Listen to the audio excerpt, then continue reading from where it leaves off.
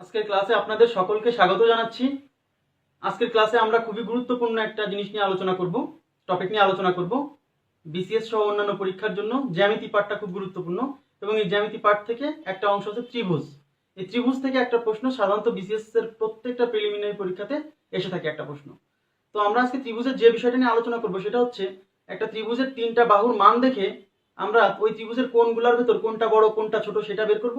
আবার কোণগুলোর মান দেখে ওই ত্রিভুজের কোন বাহুটা বড় কোন বাহুটা ছোট সেটা বের করব এবং ত্রিভুজের বাহুর মানগুলো দেওয়া থাকলে ওই বাহুর মানগুলো থেকে আমরা বের করবো যে আসলে ত্রিভুজটা কি সমকোণী নাকি স্থূলকোণী নাকি সূক্ষ্মকোণী। খুবই গুরুত্বপূর্ণ এবং খুবই দারুণ টেকনিকের মাধ্যমে আমরা নির্ণয় করব। এবং আপনাদের ক্লাস শুরু করার আগে আমি আবারও একটু কথা বলে নিচ্ছি।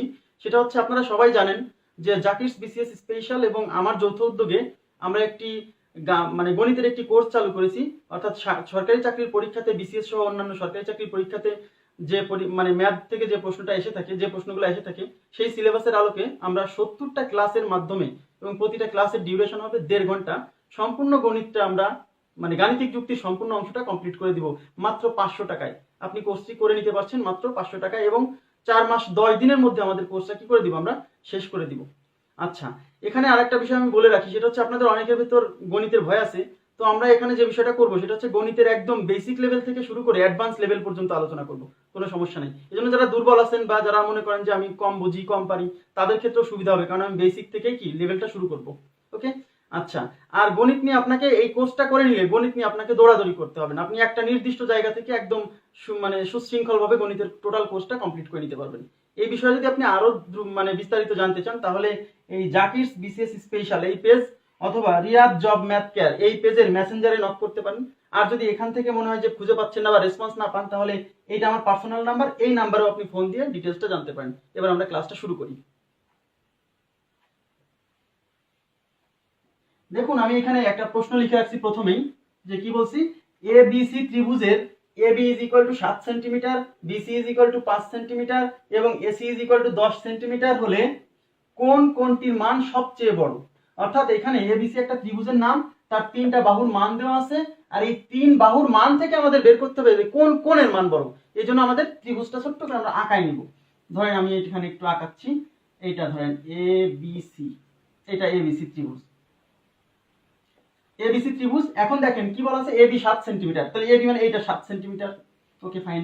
BC 5 centimetre, BC 5 centimetre. আবার এসি 10 সেন্টিমিটার, মানে এসি 10 সেন্টিমিটার। একটু বলে নিই আপনাদেরকে, চিত্র আঁকানোর সময় কিন্তু দেখেন এটা 5 সেন্টিমিটার কি দেখে মনে হচ্ছে, কোনো সমস্যা নাই, এটা দেখে বড় মনে হচ্ছে কিন্তু এটাই তো ছোট, কিন্তু এটা আবার এটাই সবচেয়ে বড় হওয়ার কথা ছিল, কিন্তু এরকম বাহুর মান এরকম ছোট বড় আঁকানোতে কোনো সমস্যা নেই, থিওরিটা জানতে হবে। তাহলে আমরা এই যে আঁকায় ফেললাম। এখন থিওরি হচ্ছে যে যে বাহুর মান বড় সেই বাহুর বিপরীত কোণটা হচ্ছে সবচেয়ে বড়। একদম সিম্পল থিওরি। এই যে তিন বাহু, এই তিন বাহুর ভিতর সবচেয়ে বড় মান কি, এই 10 না? তাহলে এই তিন কোণের মধ্যে সবচেয়ে বড় কোণ হচ্ছে এই 10-এর বিপরীতে যে আছে সেটা বড়। তার মানে থিওরিটা হচ্ছে এরকম, বড় বাহুর বিপরীত কোণ সবচেয়ে বড়। তাহলে রিভার্স থিওরি কি, ছোট বাহুর বিপরীত কোণ সবচেয়ে ছোট। তাহলে এখানে আমাদের চাইছে হচ্ছে কোনটির মান সবচেয়ে বড়। তাহলে বড় বাহু এইটা, তাহলে এর বিপরীত কোণ এই বি কোণ সবচেয়ে বড়। আশা করি বুঝতে পারছেন। তাহলে থিওরিটা কি, ত্রিভুজের বড় বাহুর বিপরীত কোণ সবচেয়ে বড়, ছোট বাহুর বিপরীত কোণ সবচেয়ে ছোট, আর যে বাহুটা মাঝারি সেই বাহুর বিপরীত কোণটা হবে তিনটার ভিতর মাঝারি। বোঝা গেছে কি বিষয়টা?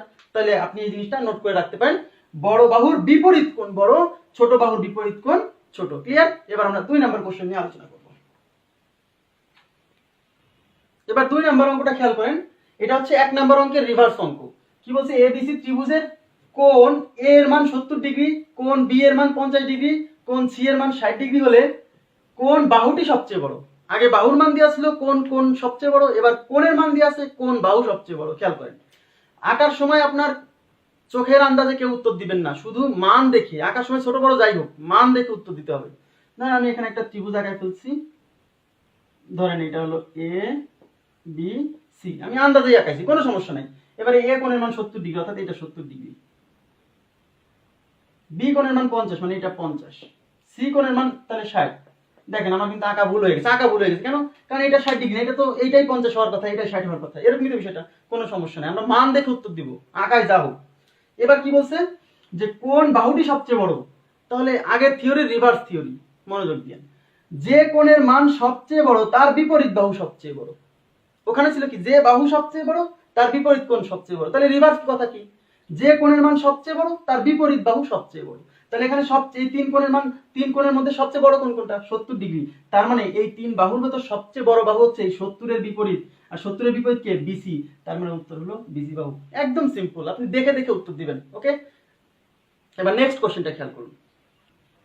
এখন আমরা যে থিওরিটা নিয়ে আলোচনা করব, যে থিওরির অঙ্ক নিয়ে আলোচনা করব, সেটা হচ্ছে ধরুন একটা ত্রিভুজের তিনটি বাহুর মান দেওয়া আছে। এখন ওই তিনটা বাহুর দৈর্ঘ্য দিয়ে কি ত্রিভুজ গঠন করা যাবে কি যাবে না, এই জিনিসটা নিয়ে আলোচনা করবো এবং খুব দারুণ একটা টেকনিক শেখাবো আপনাদেরকে। এখানে দেখেন, এখানে বলা আছে নিচের কোন তিনটি রেখাংশ দ্বারা ত্রিভুজ আঁকা যাবে না। এখানে অপশন দেওয়া আছে, এক নম্বর অপশন হচ্ছে 5 সেন্টিমিটার, 4 সেন্টিমিটার, 3 সেন্টিমিটার, মানে এই তিনটা দিয়ে, এই তিন বাহু দিয়ে কি ত্রিভুজ হবে কিনা, এরকম চারটা অপশন দেওয়া আছে। তো প্রথমে থিওরিটা শিখে নিই যে কিভাবে আইডেন্টিফাই করতে হয় যে একটা ত্রিভুজ গঠন করা যাবে কি যাবে না। ধরেন এটা একটা ত্রিভুজ, এটা একটা ত্রিভুজ, ধরেন এই বাহুর দৈর্ঘ্য হচ্ছে এ, এটা এবিসি ত্রিভুজ, এই বাহুর দৈর্ঘ্য হচ্ছে বি, এই বাহুর দৈর্ঘ্য হচ্ছে সি।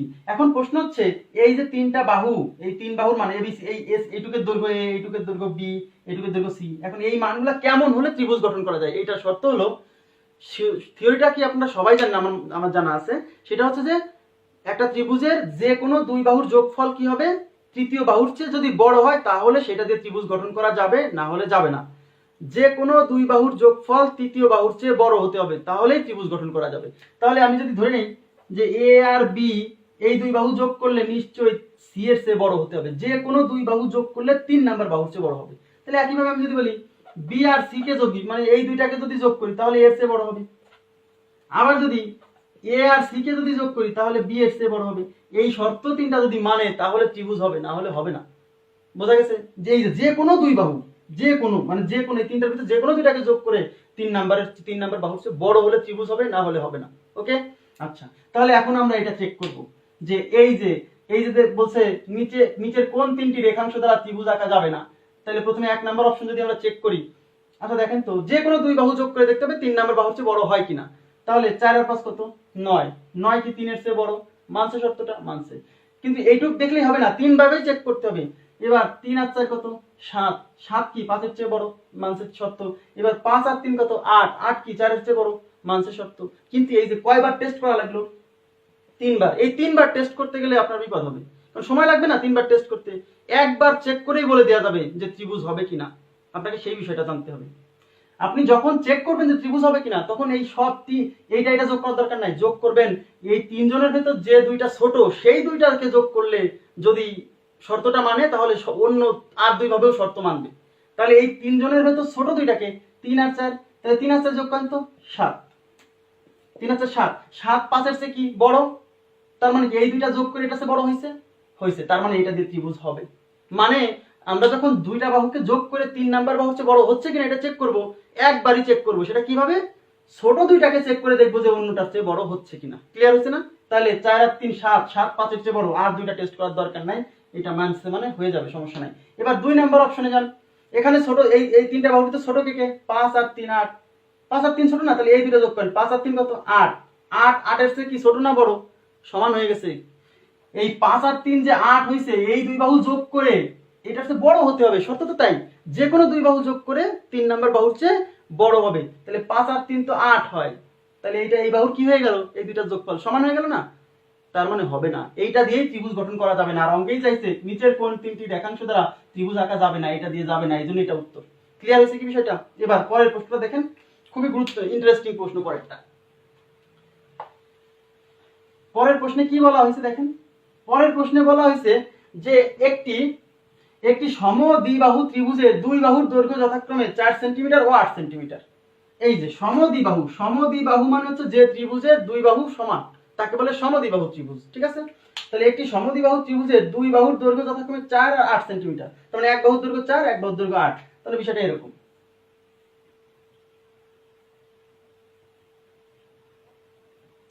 ধরেন এটা হচ্ছে 4 সেন্টিমিটার আর এটা হচ্ছে 8 সেন্টিমিটার। তাহলে সমদ্বিবাহু ত্রিভুজের দুই বাহুর দৈর্ঘ্য 4 সেন্টিমিটার ও 8 সেন্টিমিটার। এবার হচ্ছে তৃতীয় বাহুর দৈর্ঘ্য কত। এখন আপনারা বলেন সমদ্বিবাহু হতে হলে দুই বাহু সমান হতে হবে না? তাহলে এক বাহুর দৈর্ঘ্য দিয়ে আছে 4 সেন্টিমিটার, এক বাহুর দৈর্ঘ্য দিয়ে আছে 8 সেন্টিমিটার। তাহলে সমদ্বিবাহু হতে হলে তো আর এক বাহুর মান এদের যে কোনো একজনের সাথে হয় 4 হতে হবে, না হলে 8 হতে হবে, নাহলে তো হবে না। তাহলে ধরে নিচ্ছি আর একটা বাহু 4 সেন্টিমিটার, তাহলে ত্রিভুজটা 4 সেন্টিমিটার 4 সেন্টিমিটার 8 সেন্টিমিটার, তাহলে কি সমদ্বিবাহু হচ্ছে না? এই দুই বাহু সমান। আবার যদি এরকম হয় যে একটা বাহু 4 সেন্টিমিটার আর একটা বাহু 8 সেন্টিমিটার, এটা তো দেওয়াই আছে, আর একটা বাহু 8 সেন্টিমিটার, তাহলে কি সমদ্বিবাহু হচ্ছে না? এই যে 8 আর দুইটা বাহু সমান হয়েছে। তার মানে কি, অনেকে মনে করছেন যে কি 4 সেন্টিমিটারও হতে পারে 3 নম্বর বাহু, আবার 8 সেন্টিমিটারও হতে পারে, কিন্তু এইখানেই আপনাকে পরীক্ষক আটকায় দিবে। কিভাবে দেখেন, যদি এইটা হয় উত্তর, খেয়াল করেন, তাহলে এই দুইজনের ভিতরে ছোট দুই বাহুকে, এটা আর এটা, এই ছোট দুইটা যোগ করেন তো, 4 4 কত হয়েছে? 8 এর সমান হয়ে গেছে। কিন্তু ত্রিভুজের শর্ত কি, দুই বাহু এই দুই বাহু যোগ করে কি হতে হবে? তৃতীয় বাহু হচ্ছে বড় হতে হবে, বড় তো হয়নি, ছোট হয়ে গেছে। তার মানে যদি আরেকটা বাহু 4 সেন্টিমিটার হয়, তাহলে সেটা দিয়ে ত্রিভুজই হবে না, তার আবার সমদ্বিবাহু কি? এটা দিয়ে তো ত্রিভুজই হবে না। কিন্তু যদি একটা বাহু 1 সেন্টিমিটার, একটা হলো 4 সেন্টিমিটার আর একটা 8 সেন্টিমিটার, আর একটাও যদি 8 সেন্টিমিটার হয়, তাহলে এদের ভিতর ছোট দুইটা যোগ করেন, ছোট তো এইটা একটা, আর এই দুজনের ভিতর যেহেতু সমান, তাহলে আরেকটা নেন। 8 আর 4 12, 12 কি 8 এর চেয়ে বড় না? বড়। তার মানে এইটা দিয়ে ত্রিভুজ গঠন করা যাবে, কিন্তু এইটা দিয়ে হবে না। সুতরাং উত্তর হলো 8 সেন্টিমিটার। আপনার সাধারণ দৃষ্টিতে মনে হতে পারে যে 4 সেন্টিমিটার হলেও সমদ্বিবাহু হচ্ছে, 8 সেন্টিমিটার হলেও সমদ্বিবাহু হচ্ছে, এই জন্য কিন্তু একটা উত্তর দেওয়া আছে, 4 সেন্টিমিটার আর 8 সেন্টিমিটার উভয়ই হতে পারে। আশা করি বুঝতে পারছেন। এবার নেক্সট অঙ্ক খেয়াল করুন। এবার আমরা দেখবো যে একটা ত্রিভুজের 3টা বাহুর মান দেখে কিভাবে বের করা যায় যে ওই ত্রিভুজটা, খুব সহজেই কিভাবে বের করা যায় যে ওই ত্রিভুজটা সমকোণী নাকি স্থূলকোণী ত্রিভুজ নাকি সূক্ষ্মকোণী ত্রিভুজ। তো আপনারা সবাই জানেন যে আগে আমরা দেখে নিই যে কোন ত্রিভুজ কিভাবে সূক্ষ্মকোণী হয়, কিভাবে সমকোণী হয়, কিভাবে স্থূলকোণী হয়। আচ্ছা, একটা ত্রিভুজের যদি 3টা বাহুর মানই সূক্ষ্মকোণ হয়, মানে 90 ডিগ্রির ছোট হয়, তাহলে সেই ত্রিভুজকে বলে সূক্ষ্মকোণী ত্রিভুজ। এই যেমন এটা। আর যে ত্রিভুজের একটা কোণের মান হচ্ছে 90 ডিগ্রি, যে সমকোণ 90 ডিগ্রি বা সমকোণ, সেই ত্রিভুজকে বলা হচ্ছে সমকোণী ত্রিভুজ, একটা কোণ হবে 90 ডিগ্রি। আর যে ত্রিভুজের একটা কোণ হচ্ছে 90 এর চেয়ে বড় বা স্থূলকোণ, তাকে বলে স্থূলকোণী ত্রিভুজ। ওকে। আচ্ছা, এখন আমরা এই যে বাহুর মান দেখে বলবো যে কিভাবে একটা ত্রিভুজ সমকোণী নাকি স্থূলকোণী নাকি সূক্ষ্মকোণী। খেয়াল করুন সবাই, খুবই দারুণ একটা থিওরি শিখবো এখন। তার জন্য আমরা প্রথমে আগে জেনে নিই যে সমকোণী ত্রিভুজের কনসেপ্ট আসলে কিভাবে আসলো। সমকোণী ত্রিভুজ বিষয়টা হলো, এই যে সমকোণী ত্রিভুজের একটা কোণ 90 ডিগ্রি হয়, এই ত্রিভুজের যে 3টা বাহু, এই 3টা বাহুর নাম আছে, বিশেষ নাম। শুধু সমকোণী ত্রিভুজের ক্ষেত্রে ওই নাম 3টা প্রযোজ্য। সেটা হচ্ছে, এই সবচেয়ে বড় বাহুটাকে বলে হচ্ছে অতিভুজ, এটাকে বলে অতিভুজ। আর আর যে দুইটা বাহু আছে, একটাকে বলে লম্ব, একটাকে বলে ভূমি। এখন প্রশ্ন হচ্ছে কোনটা লম্ব কোনটা ভূমি। এই দুই বাহুর ভিতর কোনটা লম্ব হবে কোনটা ভূমি হবে এটা কিন্তু ফিক্সড না, যে কোনটা লম্ব হতে পারে যে কোনটা ভূমি হতে পারে। তাহলে আমরা কি করে বুঝবো যে কোনটা লম্ব বা কোনটা ভূমি? সেটা হচ্ছে, এটা তো 90 ডিগ্রি, বুঝতেই পারছেন। আচ্ছা, আর বাকি দুইটা কোণ, এই যে 3 কোণের ভিতর এটা 90 ডিগ্রি, আর বাকি দুইটা কোণ হচ্ছে সূক্ষ্মকোণ। তাহলে এখন আমি যখন কাজ করব, তখন যদি আমি এই কোণটাকে ধরে কাজ করি, আপনি তো দুইটা সূক্ষ্মকোণ একসাথে কাজ করতে পারবেন না। দুইটা সূক্ষ্মকোণ নিয়ে একসাথে কাজ করা যাবে না, যে কোনো একটা নিয়ে কাজ করতে হবে। আচ্ছা, তাহলে যে সূক্ষ্মকোণ নিয়ে আপনি কাজ করবেন তার বিপরীতটা হবে লম্ব। তাহলে আপনি যদি এই সূক্ষ্মকোণ নিয়ে, মানে এইটাকে যদি সূক্ষ্মকোণ ধরে কাজ করেন, তাহলে লম্ব হবে এইটা, আর এইটা ভূমি। কেন? কারণ আর দুইটার নাম হয়ে গেলে তো আর একটাই বাকি থাকে, ওটা তো এমনি অটোমেটিক ভূমি হয়ে যাবে। কিন্তু আপনি যদি এই কোণটা নিয়ে কাজ করেন, ধরেন এটা না নিয়ে এইটাকে নিয়ে কাজ করতেছেন, তখন এই কোণের বিপরীত বাহু এইটা হয়ে যাবে লম্ব। মানে যে সূক্ষ্মকোণ ধরে কাজ করব তার বিপরীতটা হবে লম্ব, আর ওইটা হবে ভূমি। ক্লিয়ার হয়েছে বিষয়টা?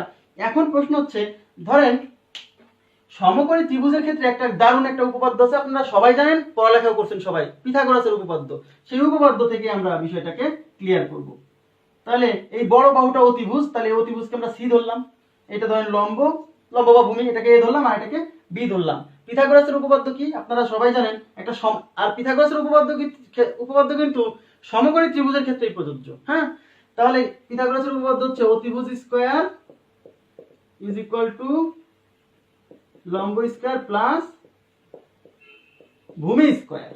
যদিও এইটাই অরিজিনাল উপপাদ্য না, কিন্তু অরিজিনাল কথাটা কিন্তু এরকম না, লাস্টে এটাই বোঝায়। উপপাদ্যটা হচ্ছে অতিভুজের উপর অঙ্কিত বর্গক্ষেত্রের ক্ষেত্রফল লম্বের উপর অঙ্কিত বর্গক্ষেত্রের ক্ষেত্রফল এবং ভূমির উপর অঙ্কিত বর্গক্ষেত্রের ক্ষেত্রফলের সমষ্টির সমান। যার কথাটা এটাই বোঝায়। পরে আমি এটা আরো ক্লাসে এগুলো নিয়ে ডিটেইল আলোচনা হবে, সমস্যা নেই। এখন দেখেন, তাহলে অতিভুজ কি হচ্ছে সি, তাহলে সি অতিভুজকে মানে C square is equal to লম্ব মানে এ, তাহলে এ স্কয়ার, আর ভূমি মানে বি প্লাস বি স্কয়ার। তাহলে এইটাই হলো পিথাগোরাসের উপপাদ্য। মাথায় রাখবেন, একটা সমকোণী ত্রিভুজের সবচেয়ে বড় বাহুটাই হচ্ছে অতিভুজ। এবং আপনাকে যে থিওরি প্রথমে বুঝাইছি সেটা বুঝলে কিন্তু আপনি বুঝে যাবেন এমনিতেই যে সবচেয়ে বড় বাহুটাই অতিভুজ। কেন? কারণ এই তিন কোণের ভিতর সবচেয়ে বড় কোণ এটা সমকোণী ত্রিভুজের 90 ডিগ্রি তো বড়, এর চেয়ে তো বড় হবে না। আর বড় কোণের বিপরীত বাহুটাই সবচেয়ে বড়, এই জন্য অতিভুজ সবচেয়ে বড়। বোঝা গেছে? এবার দেখেন, তাহলে বড় বাহুটাকে আমরা সবসময় সি ধরবো, আর এ বি আমি যে কোনোটা ধরতে পারি, কোনো সমস্যা নেই। এই শর্তটা যারা মানবে, মানে অতিভুজ স্কয়ার ইকুয়াল টু লম্ব স্কয়ার প্লাস ভূমি স্কয়ার, মানে এই দুইটার স্কয়ার করে যোগ করলে এটার স্কয়ার করলে যদি সমান হয় তাহলে সেটা সমকোণী ত্রিভুজ। আর যদি না হয় তাহলে সেটা সমকোণী ত্রিভুজ না, হয় সূক্ষ্মকোণী না হলে স্থূলকোণী। বোঝা গেছে বিষয়টা? তাহলে এই সূত্র যারা মানবে তারা সমকোণী ত্রিভুজ। তাহলে এই সূত্র থেকে আমরা এই ঘটনাটাকে ক্লিয়ার করব। এখন প্রশ্ন হচ্ছে যে এই সূত্র যারা মানবে তারা সমকোণী ত্রিভুজ, কিন্তু এই সূত্র যারা মানে না তারা তো সূক্ষ্মকোণী বা স্থূলকোণী। তাহলে আমরা সেটা কিভাবে আইডেন্টিফাই করব? দেখেন, খুবই সহজ। সেটা আমরা আইডেন্টিফাই করব এইভাবে, যদি ঘটনাটা তো এরকম হবে C square is equal to A square plus B square, যদি এই দুই পাশ সমান না হয় তাহলে কি হবে? এই পাশ আর এই পাশ কি হবে? হয় এই পাশ বড় হবে, এই পাশ ছোট হবে, না হলে এই পাশ ছোট হবে, এই পাশ বড় হবে, যদি সমান নয়, তাই তো হবে। ঘটনাটা এরকম দেখেন, যদি সি স্কয়ার সমান না হয়, যদি greater than a square plus B square হয়, এরকমও তো হতে পারে, তাহলে সেইটাই হবে স্থূলকোণী ত্রিভুজ। খুবই গুরুত্বপূর্ণ, স্থূলকোণী। আবার যদি ঘটনাটা এরকম হয় যে এই সি স্কয়ার এটা বড় না হয়ে এটা আবার লেস দ্যান হয়ে গেছে এ স্কয়ার প্লাস বি স্কয়ার, মানে এই পাশ হচ্ছে এই পাশ ছোট হয়ে গেছে, তাহলে মানে মনোযোগ দেন, সি স্কয়ার যদি এটা সমান হয়, সমান হলে সমকোণী, সি স্কয়ার বড় হলে, আর বড় হওয়া মানে তো স্থূলকোণ মানে তো বড়, তাহলে সি স্কয়ার যখন বড় হবে তখন স্থূলকোণী, আর সি স্কয়ার যখন ছোট হবে তখন সূক্ষ্মকোণী। এইটাই আমরা এখানে চেক করব। খেয়াল করছেন বিষয়টা? এবার দেখেন, তাহলে প্রথম কোশ্চেনটা আমি এটা একটু মুছে দিচ্ছি।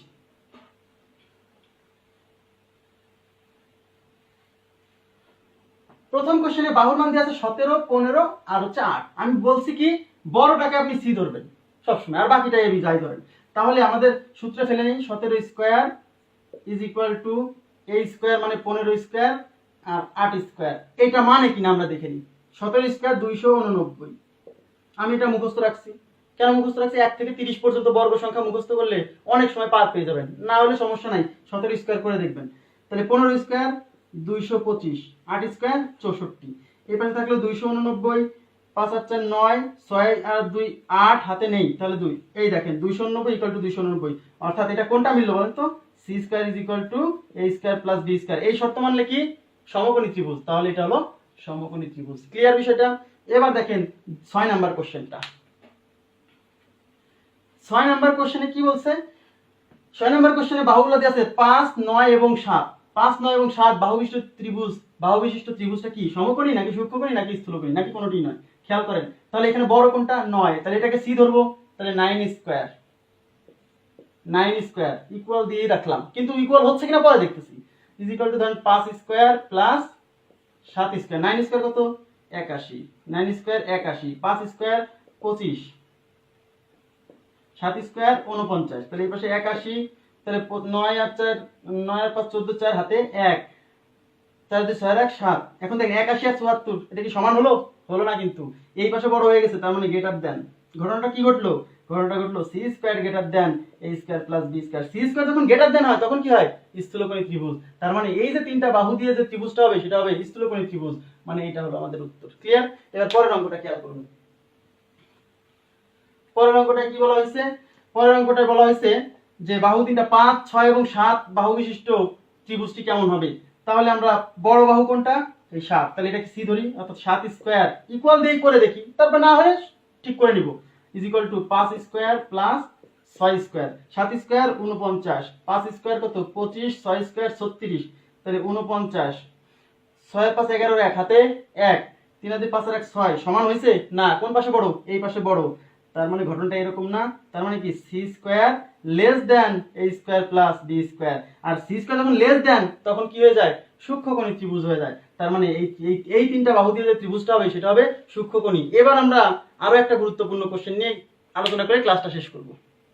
এবার খেয়াল করুন এই অঙ্কটা কি বলছে? 10 সেন্টিমিটার, 6 সেন্টিমিটার, 3 সেন্টিমিটার বাহু বিশিষ্ট ত্রিভুজটি কেমন হবে? সমকোণী, সূক্ষ্মকোণী, স্থূলকোণী? কোনোটি নয়। খেয়াল করুন, তাহলে এদের বড় কে? 10, তাহলে আমাদের কি লিখতে হবে? 10 square is equal to 6 square plus 3 square, সমান হয় কিনা দেখি। 100 ইজ ইকুয়াল টু 36 আর 3 স্কয়ার নয়, 36 আর 9 45, সমান হয়েছে? হয়নি। তার মানে কি হয়েছে? এই পাশ বড় না? তাহলে গ্রেটার দেন, আর গ্রেটার দেন হলে কি হয়ে যায়, মানে এটা ঘটনাটা ঘটছে কি, সি স্কোয়ার গ্রেটার দেন এ স্কোয়ার প্লাস বি স্কোয়ার। এটা হলে কি হয়, সি স্কোয়ার যেহেতু বড় তার মানে কি স্থূলকোণী ত্রিভুজ। আপনারা অনেকেই স্থূলকোণী ত্রিভুজ মেরে দিয়ে চলে আসবেন, আর যারা মারবেন তারাই ধরাটা খাবেন। কেন ধরা খাবেন, কারণ এটা দিয়ে ত্রিভুজই হয়নি, আগে আপনাকে চেক করতে হবে ত্রিভুজ হয় কিনা, তারপরে না হয় সেটা সমকোণী হবে না সুকোণী। যেটা ত্রিভুজই হচ্ছে না আপনি সেটাকে কিভাবে আইডেন্টিফাই করবেন, তাহলে আসলে আগে দেখতে হবে ত্রিভুজ গঠন করে কিনা। তাহলে এই তিন বাহুর ভেতর সবচেয়ে ছোট দুইটাকে 6 আর 3 যোগ করেন, 6 আর 3 কত হয় 9, 9 হয়ে গেছে 10 এর চেয়ে ছোট, কিন্তু আমরা প্রথমেই শিখছিলাম দুই বাহুর যোগফল, এই ছোট দুই বাহুর যোগফল অন্যটার তো কি হতে হবে, বড় হতে হবে। তাহলে এটা ভাইয়া ত্রিভুজই গঠন করবে না, তার মানে এটার উত্তর হচ্ছে না। যদি পরীক্ষক আপনাকে এরকম প্রশ্ন দেয় তাহলে অবস্থা খারাপ। তো আপনারা আশা করি বুঝতে পারছেন। তো আপনারা খুব দ্রুত আমাদের এই কোর্সটাতে রেজিস্ট্রেশন করে ফেলুন, কারণ এভাবে আমরা সব টপিকগুলা খুব মানে দারুণভাবে আলোচনা করব, ক্লাসে আরো বিশদভাবে আলোচনা করা হবে, যাতে কারো কোনো প্রবলেম না থাকে।